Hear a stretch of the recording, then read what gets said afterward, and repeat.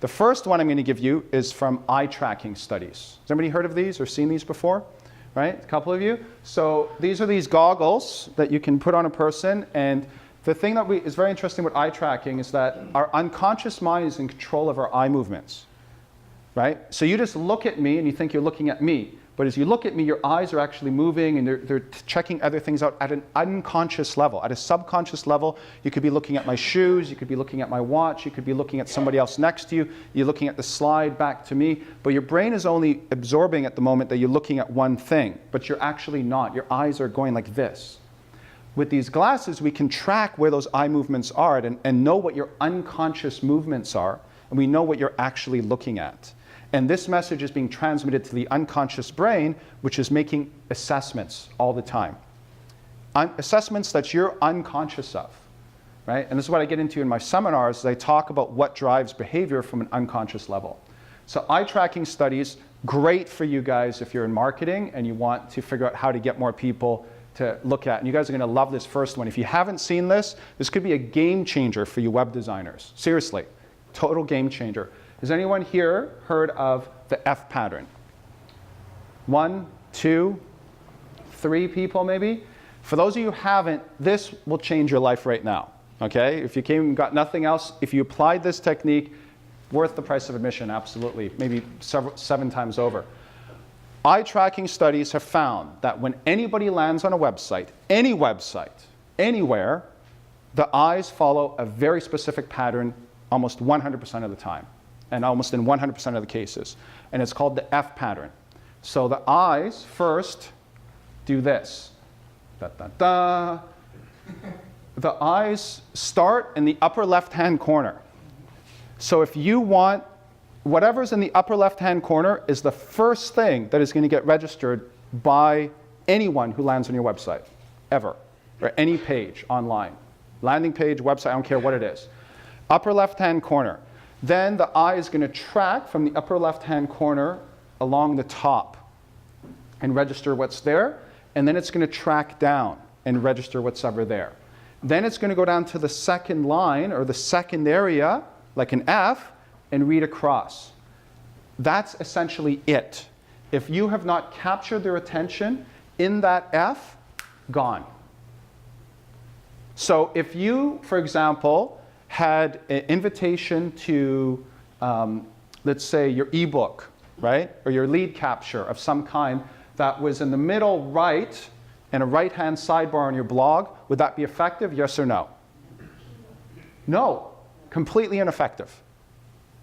So this is something that you really want to consider when you're building any of your web pages, your landing pages. So, you know, if you have a blog, anybody uses blog, if you use a left sidebar, would that be good? Yes or no? Yes. Absolutely. Absolutely. So you should be focusing on what's in your left sidebar and don't put any details that you're expecting people to get into on the right sidebar. Right? So, do you follow this? So this is very important that you apply this on your website. Go back, redesign your site if you can, make some changes. I didn't even know about all of this. As I was doing some more research recently, this came up and I went and I double-checked this at numerous sources, and this is absolutely backed up by many, many studies. Yeah, 2 quick points. The first one, what about characters who read from right to left? Good, very good point. Very good point. Of course, yes, that would probably, you would just reverse the F then. Yeah. Yeah. And what about the visual communication beside on websites, like when there is like a poster, for example? Right. Would we apply the Z pattern instead of the F pattern? What do you mean when there's a Z pattern from left to right and then go diagonal, right, and then from left to right instead of F. Well, I mean, that is another good design pattern, right? But this one definitely supersedes it. If you had to use a secondary pattern, that would be the secondary pattern that is also a very good one. But this would be the primary pattern. But yes, if the cultures read the other way, you would reverse the F because that's where they would start. Absolutely, yeah. Thank you for making the multicultural transition for me. I appreciate that. So that's one of the first things, and I encourage you all to go apply this and think about where your stuff is on your website or on landing pages or whatever you're working with, okay? The other one is, the other trick is on direction. So you look at this picture, where do your eyes get directed to? Right? Why? Because they're looking at it. Right? So where people look in a photo is, we're tribal creatures. We're tribal animals, basically. So if we see other people doing something, we're going to do something. You know, there's that, you know, you ever walk down the street, you see the big line, and you go up to the guy at the end, you say, you know, what's this line for? He goes, I don't know, I just saw everybody standing here, I figured I better get in line, right? So that's what happens. You know, we just join in when the crowd's doing something. Nothing gets a crowd like a crowd, right?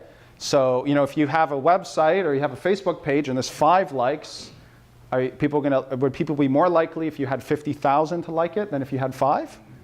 Absolutely, right? Because nothing attracts a crowd like a crowd. We do whatever other people are doing. It's called social proof. We're constantly looking for social proof. One of the principles of persuasion, if you're familiar with Cialdini's work. So one of the ways you can do this is you can direct the eyes towards an object. Now, let's go back a second. So let's say we're in a situation where we have a page and we absolutely want to put something in this corner on our landing page. How would we apply the second rule and still fulfill our criteria here? So by looking from that corner, right? Absolutely. So you would put a person in this blog turning sideways, looking up and pointing. And you would be sending the person on that landing page to whatever was there. And you would still get the same result. Everybody follow how that works? So this is another way that you can apply this, right? And there's a lot of different ways that you can direct people in different ways when they land on a website. One of the obvious ones is where people are looking. We're going to follow them. On the realm of direction, one of the other ways that's very easy to work with and to do this is just white space, right? Lots of white space. The eye is only going to go where there's all this white space that is open. So where's the eye going to go towards, right? Whatever else is there, the color, whatever is left, right?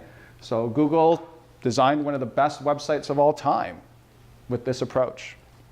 And they didn't really give you a lot of options, did they? You know, that's it. Same thing, you know, Apple has been so successful on this, you know, in their stores and their design and their branding and everything. They make great use of white space. And now, because of Google and Apple using it with such effectivity, kind of everyone's doing it. Right? You notice that most of the converting pages, landing pages now for websites, a lot of them look something like this. This one's for Evernote. I don't know if you use Evernote. I find it's a cool, useful service. But even look at, does anybody see there's a subliminal message in this one? So I put it there. Anybody see what's in the Evernote page? Huh? Yeah, the money, and then what does the money look like? It's coming out from the wallet. Right, it's coming out from the wallet, and then what is the wallet in the shape of? Subtly. So there's money in this corner spilling over, opening with an arrow pointing to this point. This is good. This is good. I'm impressed with these guys. For whoever came up with that was smart. So they could have been a neuromarketer. They could have just been a really smart designer. A lot of people but there's now programs online on neurodesign. So they might have been somebody who took that, right? And also, again, there's something else that's pointing at this on the page as well. What else? The perspective of the laptop, right? And the pen. But the pen, right? So again, all of these things sort of subtly pointing you in a certain direction to get a result. So another really good example of how they've used that white space. Yes? Could the same thing happen with a different color rather than white? Oh, yeah. Yes, you can. You could use a black, or you could use like white space. I guess I'm referring to like the blank space. So you could say, for example, you could have. I've seen some people do landing pages or just use photos for this. So they'll have one person standing in the corner of a field, and it's just a big open field, right? And then they're pointing something, or they're pointing in that direction, and the space between them is forest or sky. But it has the same effect because there's not a lot going on. Your eye's going to be following whatever that direction is. So you actually need to direct people, right? So again, people like to be led. The unconscious brain likes to be told what's going on. Think of it like taking the hand of a child and saying, here's where we're going to go, and take them in some sort of direction. Don't expect them to get there because your idea is so cool and that you think it's awesome. You got to tell them. You got to lay it out for them in a very clear, compelling way. Okay?